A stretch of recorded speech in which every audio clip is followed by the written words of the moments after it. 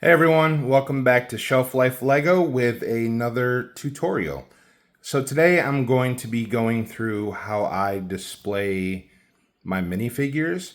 And so we're going to be using this 25 by 25 centimeter Sannahed. I know I'm probably butchering that name. But you get these pretty easily from IKEA, either at the store or I guess mail order. And so one of the reasons I decided to go with this method is for cost. It's a whole lot cheaper than buying bigger, professionally made display cabinets. And one of the other things for me that's always been kind of a challenge for displaying the minifigs are two figures that jump out specifically for me. And that, I guess those figures are Medusa. She's a lot deeper than most figures. And so this actually works to display Medusa. She fits in there pretty well. Not really much of a problem. And then the other one is Marge Simpson, who is really tall. And so a lot of the displays have problems fitting her height. So that's really the two problems I run into is they're pretty uniform as far as displaying normal size minifigures, but the ones that are taller or deeper, you really run into problems. And this method allows you to kind of customize it for however you want it and to fit really as many in there as you want. I fit anything from the newer 12 figure sets to the old 16 figure sets pretty easily. And they even allow you to do the Mario sets. They're deep enough for the Mario sets. So they really do give you a lot of different possibilities for display. So I'll be going in exactly how I kind of dissect this and put it together for you. So first thing with this, I'm going to go ahead and open this and just kind of cut up the initial packaging and tear that off.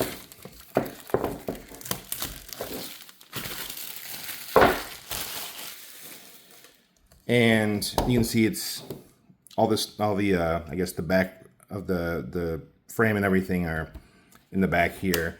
And so I just take this backing off.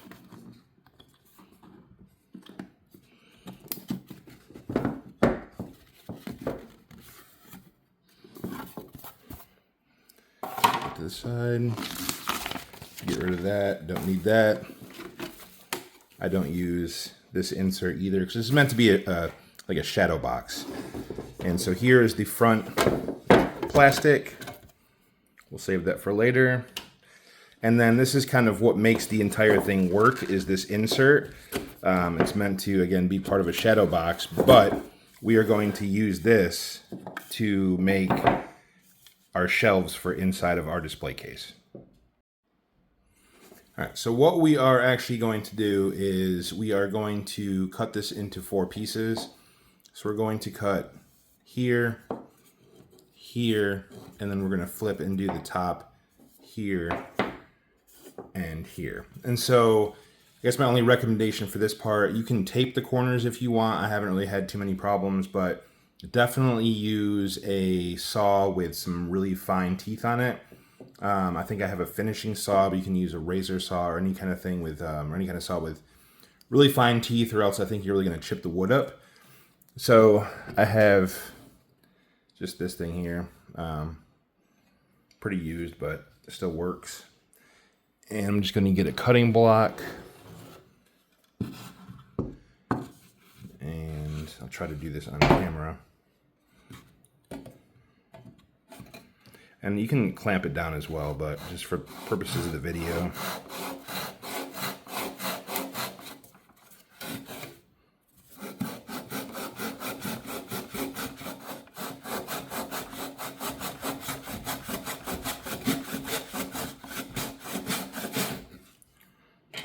All right. So we got that, and I will do the other couple off camera. I'm not gonna have you watch me saw. That's pretty boring. Okay, so when you are done cutting them, you should have 4 pieces, 2 of one length, and then 2 of the longer length.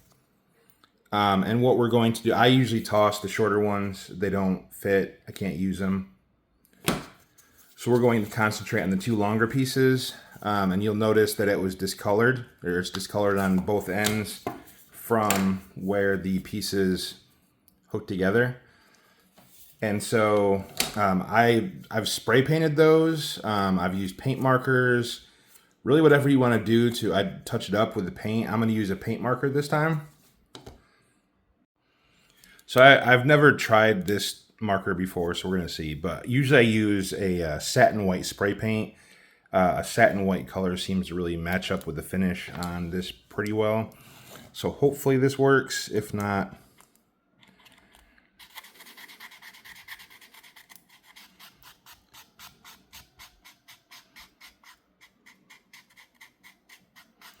it may take a few coats. I think the material, it's like a really absorbent wood, so sometimes you have to do a few coats just to kind of bring it up to speed. And again, we're just touching it up. It doesn't have to look great. It's going to go on the bottom of the shelf, and we won't really see it when we're looking in. But for now, that definitely looks a lot better than it did. So again, I'll color the other sections off camera, and I will be back. All right, now that this has dried and looks okay, what we're going to do is move on to putting them inside the frame. So the first thing I do is get our piece of plexiglass back, and it's got coating on both sides of it. So I just take that off, and then the other side.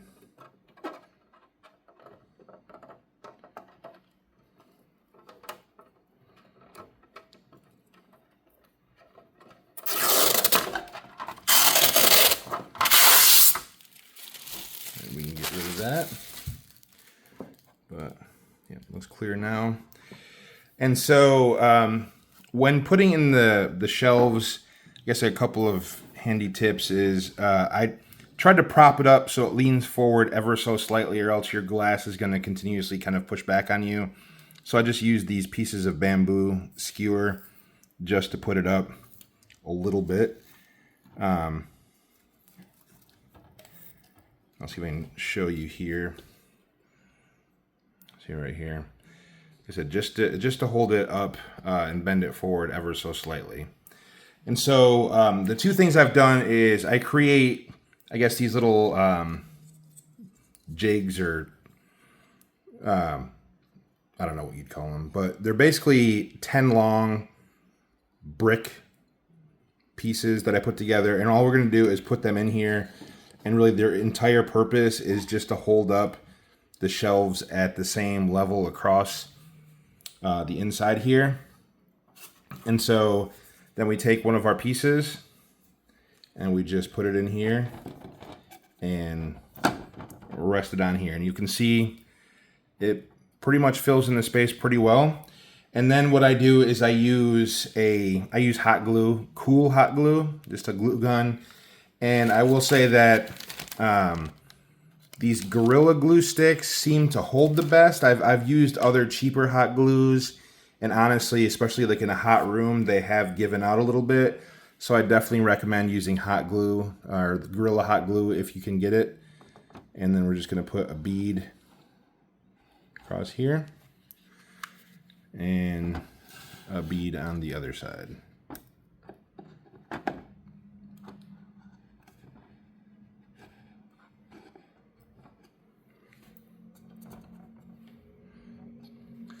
And we just basically, the other nice thing about hot glue is it takes a very short time to dry.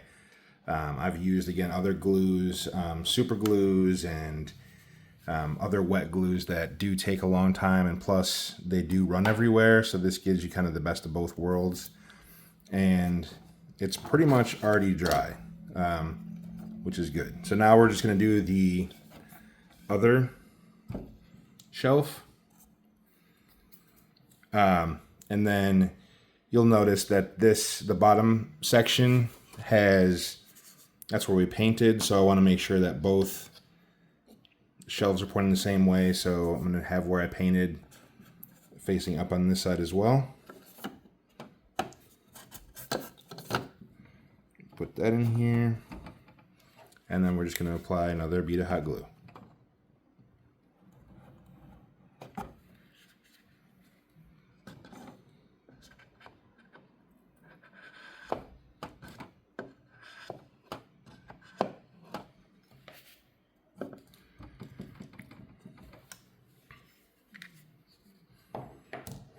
And then basically when this dries, all we'll do is flip it over, and then, well, actually while I'm in here, since I already applied hot glue to this side, I'll go ahead and apply it. So I'm doing, I guess, top and bottom of each shelf, just to give it a little bit more support.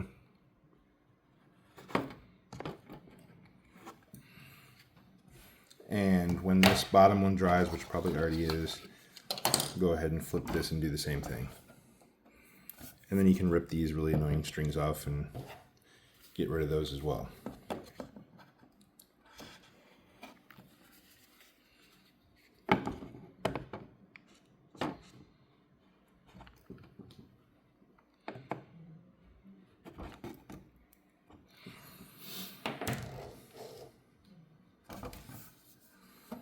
So that's pretty much the majority of what we're doing as far as making our own shelves.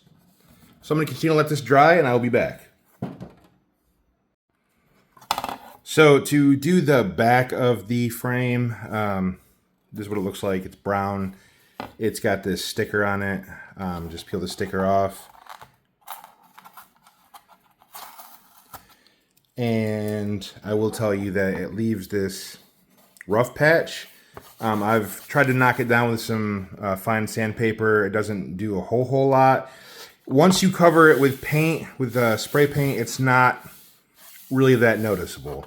I'll go ahead and spray paint this off camera and come back and kind of show you what the finished product looks like. And hopefully you won't be able to see where that sticker was. So after the just a few coats, here's kind of where the sticker is. I can still tell where it is, but once you get it behind there, it is really hard to tell. I think, again, if you look at these, it's really hard to tell where the sticker was, and especially once you get all the figures in there. It's very busy, and it's not significant. But again, if you find a way to make it better, share or use that in your build. But for today, this is going to work for me. And then what I'm going to do is, for the purpose of this build, we're actually going to put together a display for our Series 26 space minifigs. So I'll get these all out of the boxes and show you how I add them to the shelves. So I've opened all of my Series 26 space figs, and I will show you how I put them on the shelves. So basically, I try to use the, I guess the checklist that comes with it. So I try to put it in that order. And what I do is I use white plates that match the color, of the frame as best as possible. And I try to look for what mounts in the bottom for them best. So this would be a 1x2, and then so on.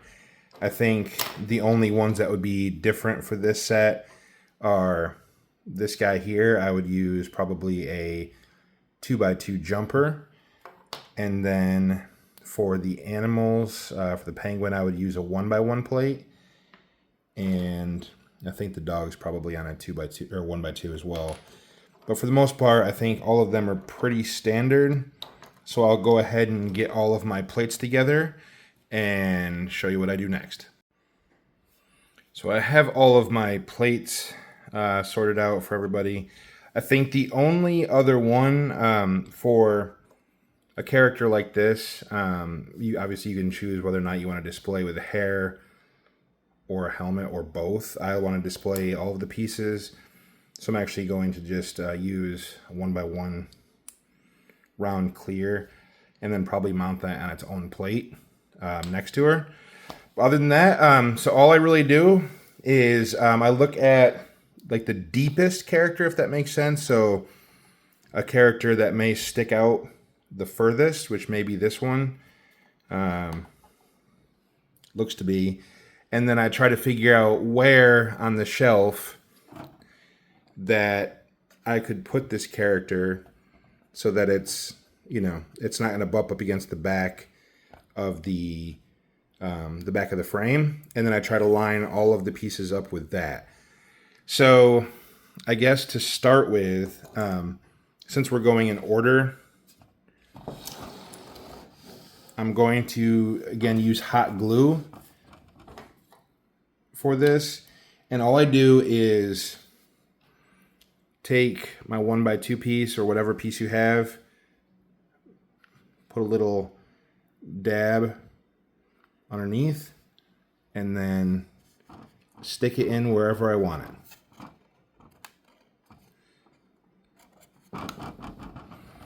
And try to do that across. So that this one is going to have, since there's 12 characters, I'm going to put 4 on each shelf, and I will do that and be right back to show you how that looks as well. So I have all of my pieces glued in to my shelves, and so now all I have to do is put in the figures. So I'm just following the same order that they're in here. So we'll start this one.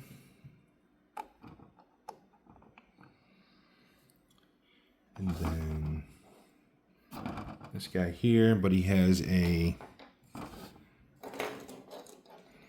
little alien statue that we are also putting in here.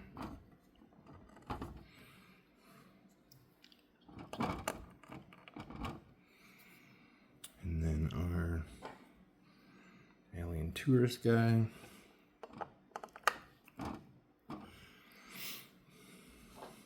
Oh, actually forgot one.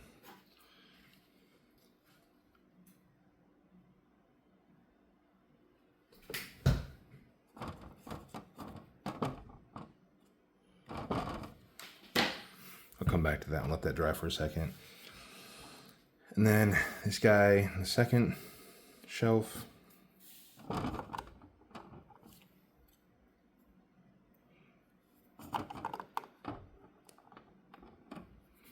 And he's got an accessory that we're going to put next to him. And then babysitter, this guy,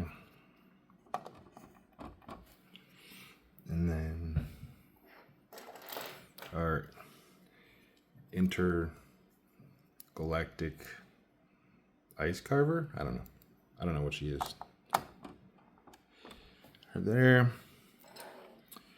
and put her helmet on this side. And her pet penguin here.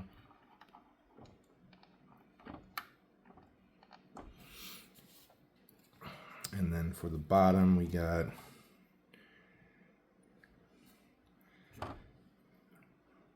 robot chef, space cockroach. Oh boy.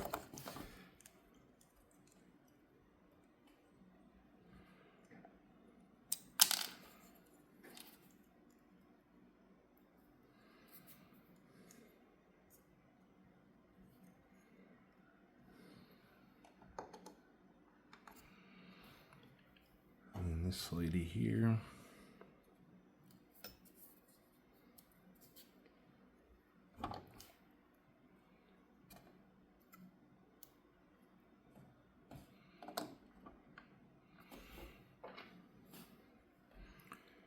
And then this guy. And then we'll go back up and put in her. And her dog.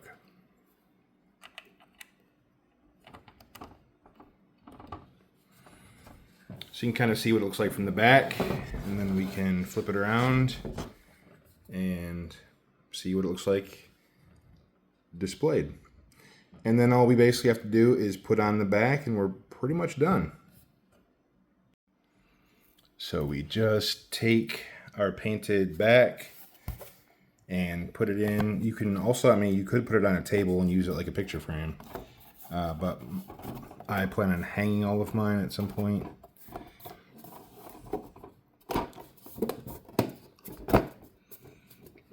And then we fold in the tabs.